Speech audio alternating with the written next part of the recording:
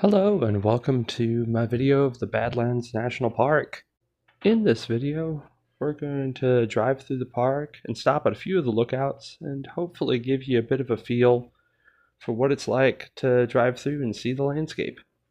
So we entered through the northeast entrance, which is about 20 minutes off of I-90.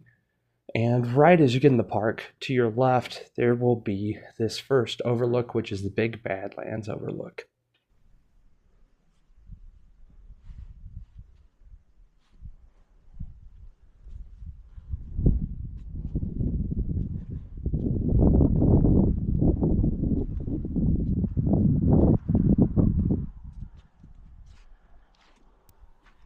So the Badlands are located in the southwestern quarter of South Dakota.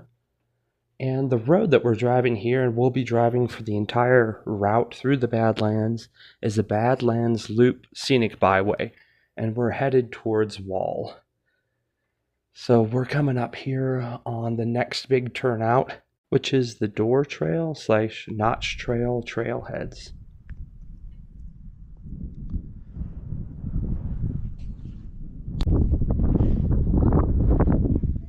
See him?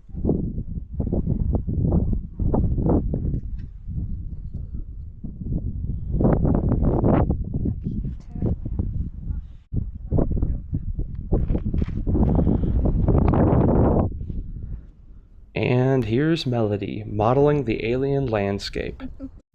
So this area actually has a long history of human habitation, as bleak and barren as it looks.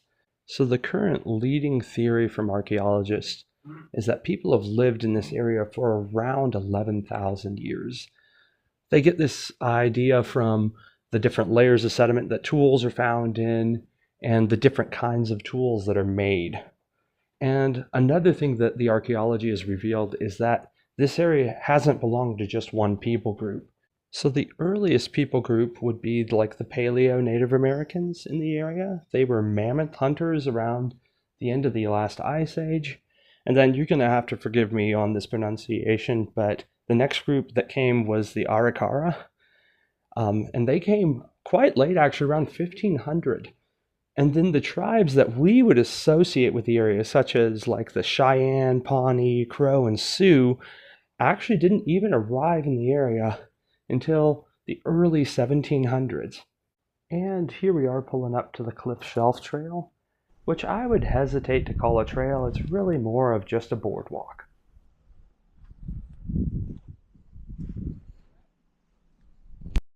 So the name that we use for it, the Badlands, actually comes from the Lakota Sioux name for the area. When the first European settlers asked about the area, Lakota just said it was the Badlands due to its rugged terrain and the difficulty in passing through it. And speaking of the Lakota, they actually still have a strong presence in the area and actually manage the southern portion of the Badlands as part of their native land. And here we are pulling up to the Ben Rifle Visitor Center. It was built between 1957 and 1958, and it's got a lot of great displays inside, including a lot of the history of the area. I decided not to film any inside because I'm trying to respect other people's privacy. To the left here was the lodge, which was not open in March when we went by, so keep that in mind. It does close down for season, so check before you come.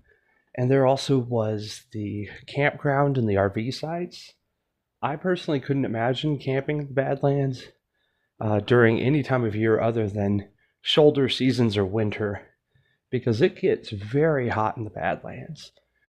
Temperatures can reach 116 degrees Fahrenheit, or that would be around 46, 47 degrees Celsius. There's very little water, there's very little shade. So keep that in mind if you're planning a trip. This video was shot in March, and it was 80 degrees even then.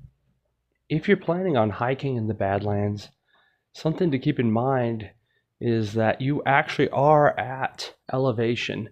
It's not a ton, it's about 3,300 feet or so, which is around 1,000 meters. And being at this higher elevation does dehydrate you faster. So it's recommended to bring more water than you think you'll need and wear clothing that protects you from the sun, which is also more severe at this higher elevation. And I'm sure some of you have been wondering about how the Badlands became a national park to begin with. So the story starts with Franklin Delano Roosevelt in 1939. He designated the Badlands as a national monument. Now, the president doesn't have the right to make anything into a national park. That responsibility actually falls to Congress. And Congress has to get together, agree, and redesignate a national monument into a national park. And so it took quite a bit of time for them to decide to redesignate it. And it wasn't till 1978 that they actually made it into a national park. And the park is around 244,000 acres. I've heard people don't agree quite on that, but right around there. And it stands today as the largest mixed prairie grassland preserve in the United States, which can't be overstated because we are left with less than 1% of our native prairie. And this is something that Franklin Delano Roosevelt protected when he made it a national monument. Because by doing so, he protected it from being mined, he protected it from ranching, he protected it from development in general. I'm so thankful to be able to see such a beautiful place. And now we're actually pulling up to the White River Valley overlook.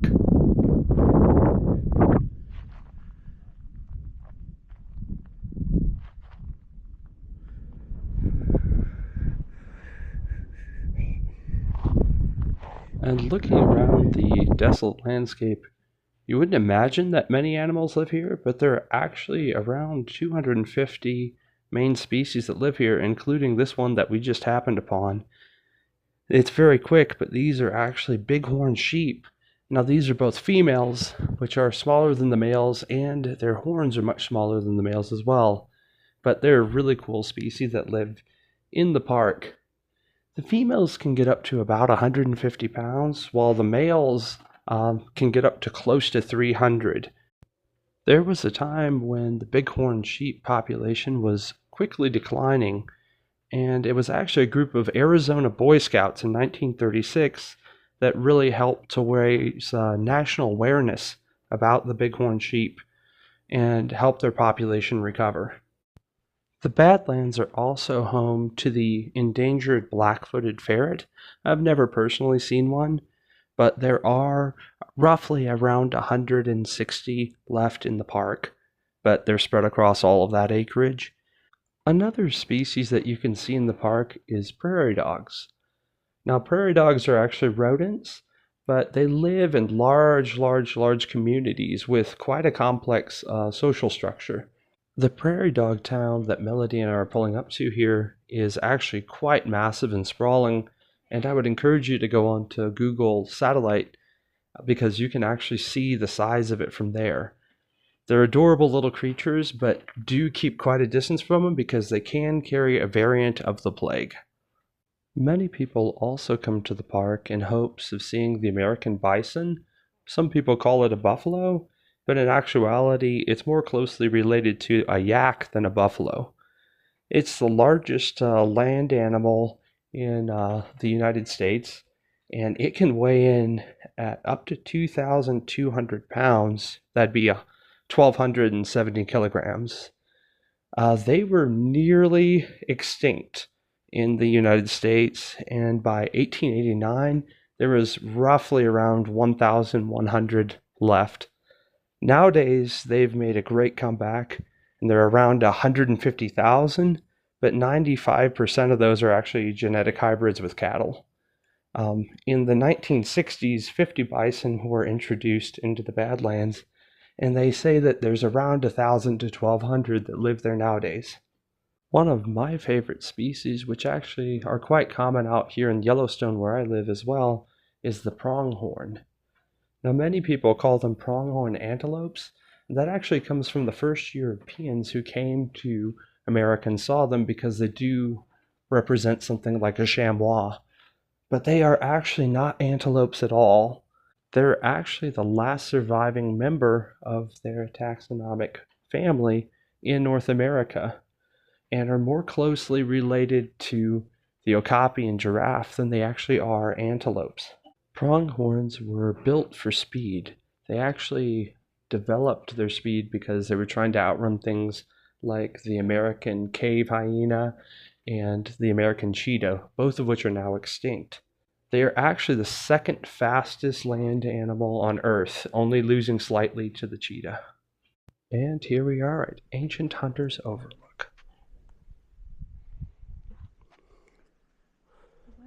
The temperature doesn't feel as bad anymore to me. Yeah. And I couldn't make a video about the Badlands without touching on paleontology.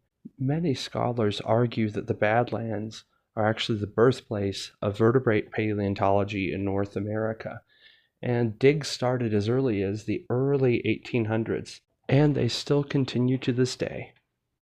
And here we are pulling up to the Pinnacles Overlook.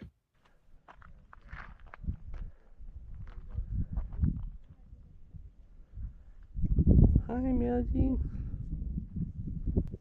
Well, that pretty much wraps up our time in the Badlands. Thank you all for joining us for this video. I hope this video encouraged you all to come visit, and that there were a few things you found interesting in it. Take care, and until next time, Micajah out.